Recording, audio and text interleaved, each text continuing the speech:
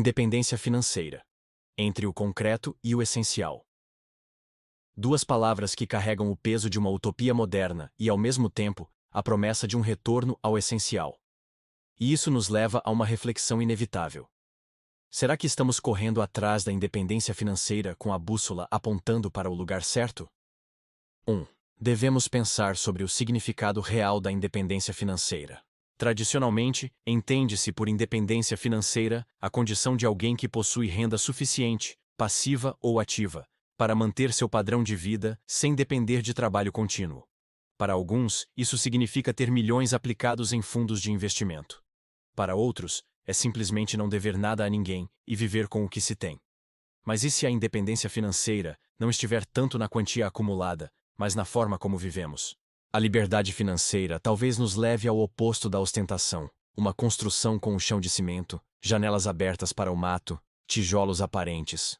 No entanto, pode haver nesse cenário algo que escapa ao olhar comum: a liberdade. Liberdade de tempo, liberdade de espaço, talvez até liberdade de escolha. 2. Liberdade ou padrão.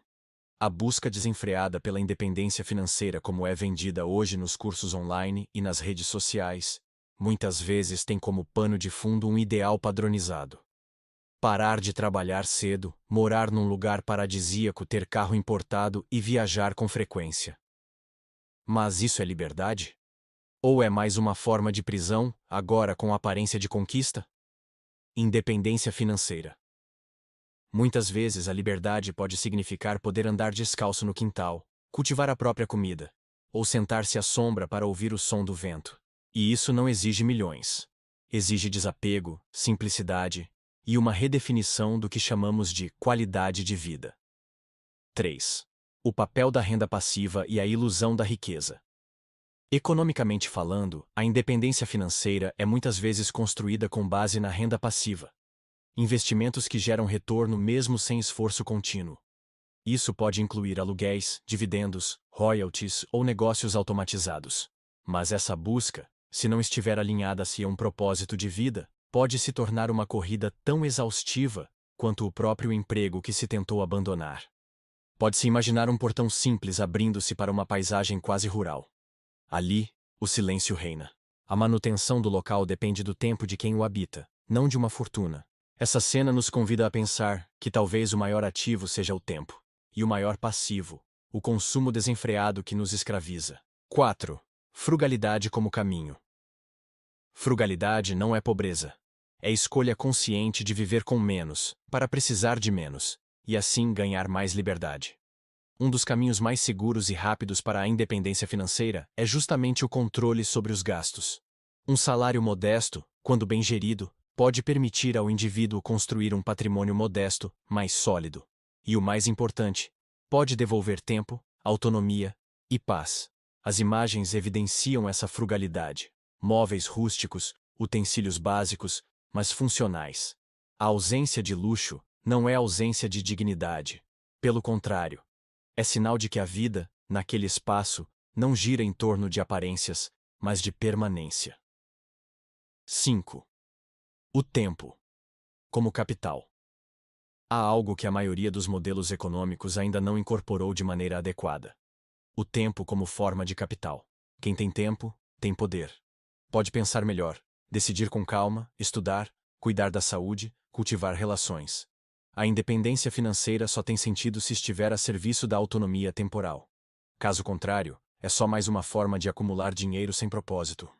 Vê-se em uma das imagens uma varanda simples banhada pelo sol. Ali, pode-se sentar sem pressa. Esse tipo de luxo, invisível nas estatísticas do PIB, é incalculável. Nenhum fundo de investimento entrega isso. E muitos que buscam a independência financeira esquecem que o objetivo final não é ter dinheiro, mas ter vida. 6. A ilusão da aposentadoria. Muitos esperam chegar à aposentadoria para finalmente viver.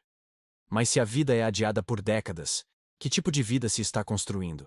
A independência financeira verdadeira talvez esteja mais em viver bem agora, dentro das possibilidades, do que acumular esperando um futuro incerto. Uma casa confortável, embora modesta, sugere que ali mora alguém que parou de correr, que trocou o ruído das cidades pelo som dos grilos. Talvez essa seja uma aposentadoria em seu melhor sentido. Uma decisão ativa de viver com o que é suficiente, sem esperar mais nada para começar a ser livre. 7. A mentalidade é o começo.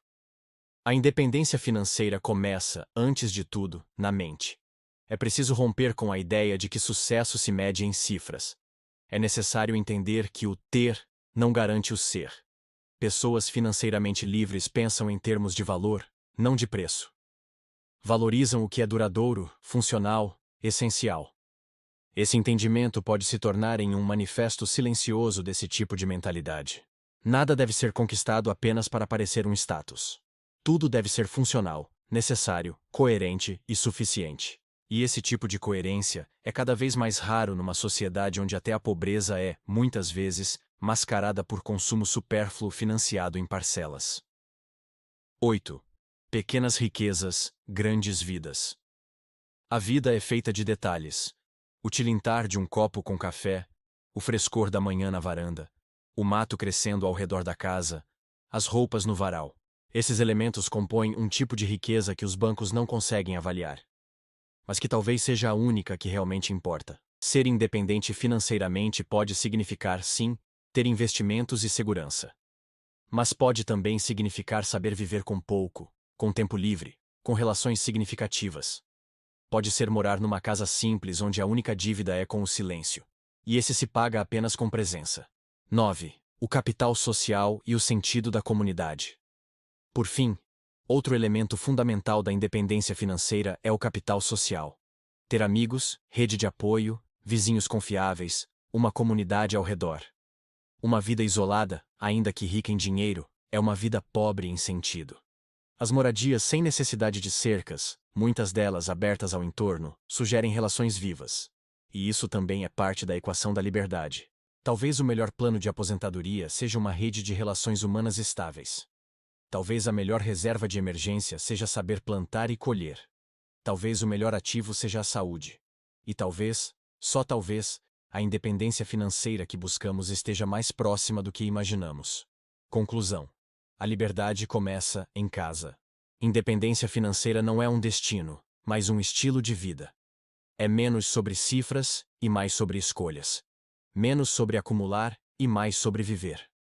Portanto, devemos lembrar que há vida fora do mercado financeiro, que há dignidade fora do luxo e que há liberdade onde existe coerência entre o que se é e o que se precisa. Ao final, talvez a pergunta mais sincera não seja: quanto eu preciso para ser independente financeiramente? Mas sim, de quanto eu posso abrir mão para ser verdadeiramente livre.